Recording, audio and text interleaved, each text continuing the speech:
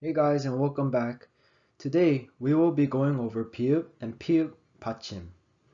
And in addition, since today is Hangul, we will be going over the history of Hangul, and we will learn about it. So first we will do piyub and piyub introduction, and piyub 받침 practice, and then lastly we will go over the homework. So first we will learn about piyub. So the piyub 받침 has a B sound at the end. For example, to plus piyub equals top. So where will the top be?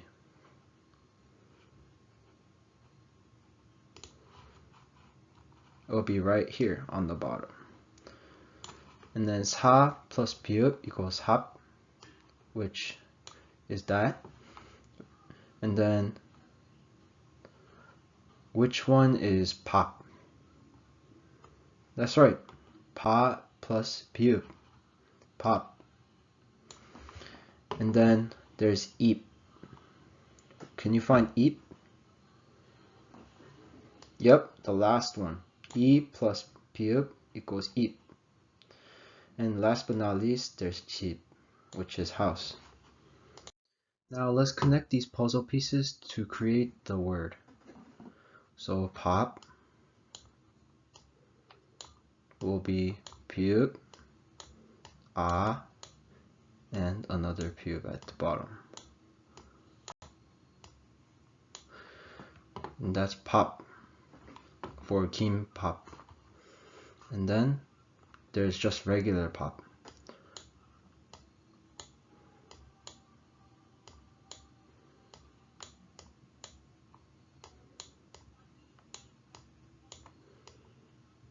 Okay.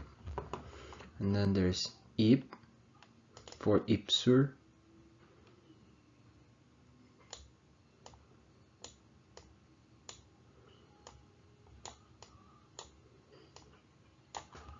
And then there's chip, which is with a chi and piyub. And then there's popcorn. This has a, oops, sorry.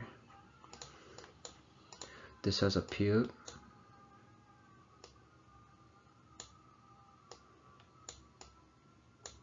And a and then a piyub.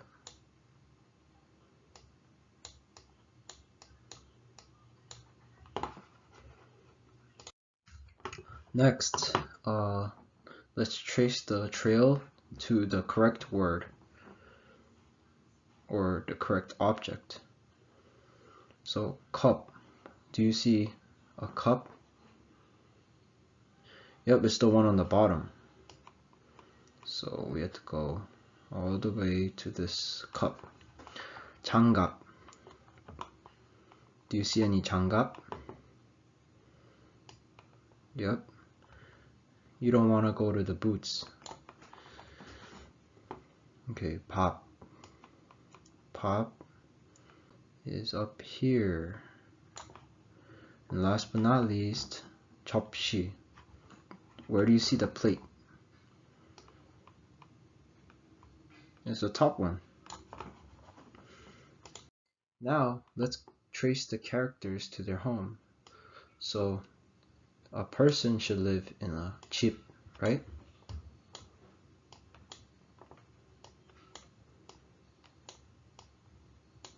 So this, follow the blue trail.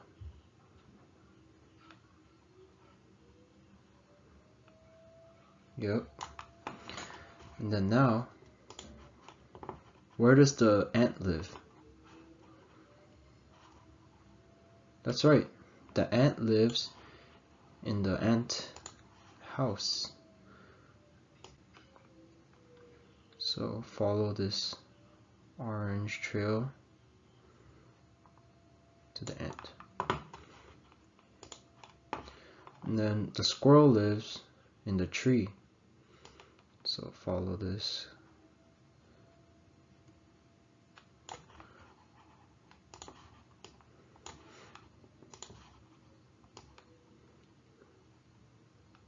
the way down to the tree. And then the bird, the 새 lives in a nest. So down here. And then the spider should live in a web.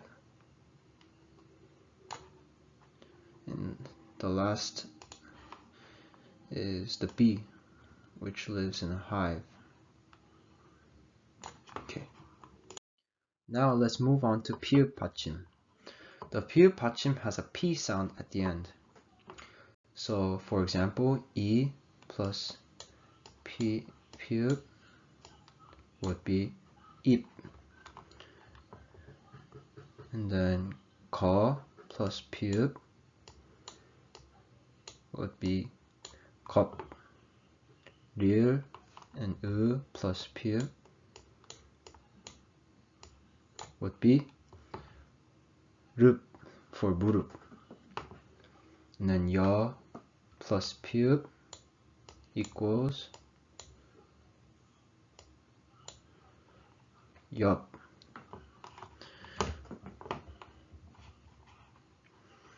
So these examples are the same exact examples as the top.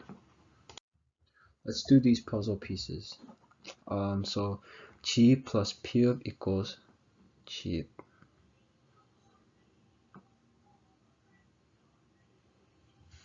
And then 여 plus 피읍 equals 옆. And then 르 plus 피읍 equals 릅. And then E plus 피읍 equals 잎. And then 거 plus 피읍 equals 컵. These are another example.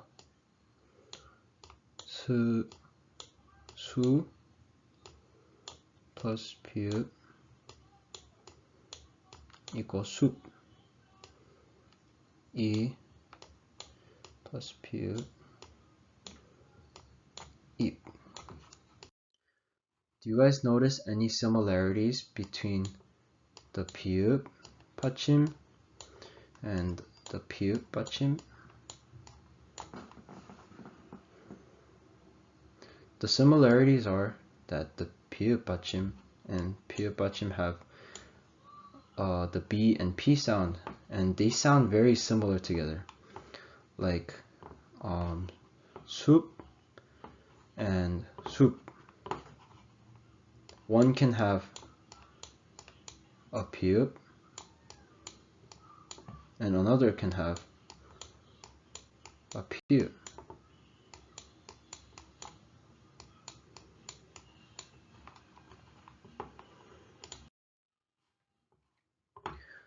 Now let's move on to 한글날.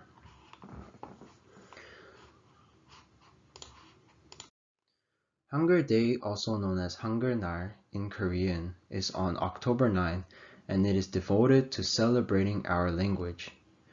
Hangul is very important because it is our writing system.